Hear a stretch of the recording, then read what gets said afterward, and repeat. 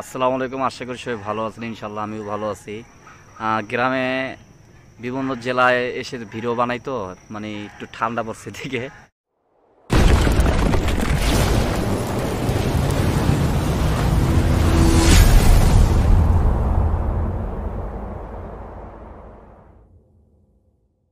যাই হোক, সবাই কেমন আছেন? আমিও আছি মোটামুটি ভালো। কারণ নিয়মভাবে আপনাকে ভিডিও দিতে পারি না, দুঃখিত আমি। আজকের যে ভিডিওটি নিয়ে আসলাম, আসলে রোদ নাই তো ক্লিয়ার বোঝা যায় না চেহারা। যাই হোক, বুঝে নিন, ভাষা কণ্ঠ কথা মানে কথা মেন, চেহারা মেন না, মেন হলো কথা।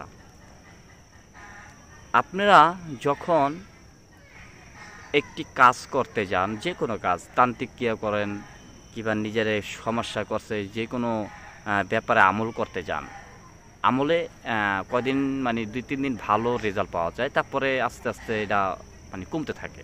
কোথায় দরবাসরের কথা শোনা যেত, কোথায় দরবাসরের কথা শোনা।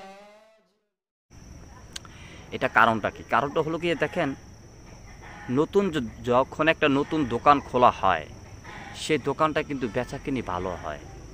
বুঝতে পারছেন? মানে যে নতুন দোকান একটু বেশি বেশি সার্ভিসটা, একটু খাবারটা একটু বেশি বেশি দেয় টাকার অনুযায়ী, তখন এই দোকানটা আস্তে আস্তে যখন পুরনো হয়, তখন ওই খাবারটা একটু টানে, কারণ একটু জমজম হয়েছে। ঠিক আমলটার ক্ষেত্রে, যখন আপনি নতুন মানুষ নতুন আমল করবেন, তখন একটা মজা পাবেন।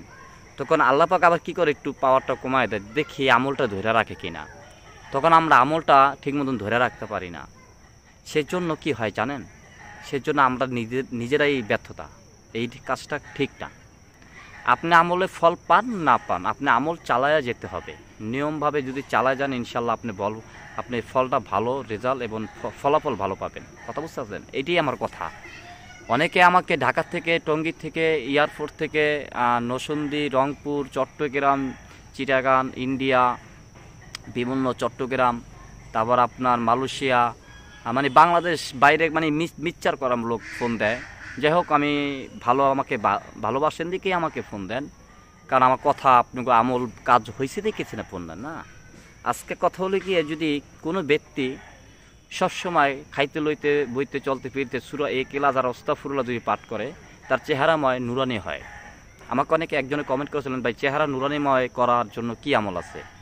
শুধু সূরা ফাতিহা, সূরা ইখলাস থেকে আপনার এই দুইটা সূরা ফাতিহা, সূরা ইখলাস।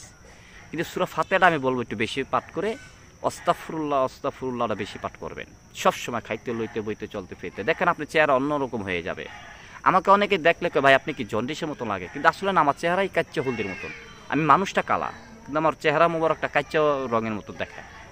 অনেকে মনে করে যে ভাই, মানে এটা বলা ঠিক হবে না, কারণ আমার চেহারা আল্লাহ পাক যে দেখে তারই একটা মায়া মহব্বত লাগে। কেন লাগে? এটা আল্লাহর আমল, যারাই করবে তারা একটা রহমত তাদের ভিতরে থাকবেই। ঠিক আছে? যাই হোক, এই ছিল আজকের ভিডিও। সবসময় মনে রাখবেন যে আমল বেশি বেশি করবেন, যে কোনো আমলে কাজ হবে। আমার তো অনেকে আবার শারীরিক অবস্থা ভালো না অনেকের, এই জন্য ফোন দেন, তদবিরের জন্য ফোন দেন। ইনশাল্লাহ আমি তদবির করে থাকি। আমি ভালো মন্দ কাজ, আমি যারা মন্দ করে তাদেরকে ভালো করে দিই, যারা মন্দ কাজে আসেন তাদের কাজ করি না। আর যে কোনো ব্যাপারে আপনি আমার সাথে ফোনে যোগাযোগ করবেন। ঠিক আছে? সবাই ভালো থাকবেন, সহি সালামত থাকেন। আসসালামু আলাইকুম। আমাদের ভিডিওটি ভালো লাগলে অবশ্যই চ্যানেলটিকে সাবস্ক্রাইব করে রাখুন, পাশে বেল আইকনটি ক্লিক করে দিন ও আমাদের নতুন আপডেট ভিডিও পেয়ে যাবেন। তো সবাই ভালো থাকবেন।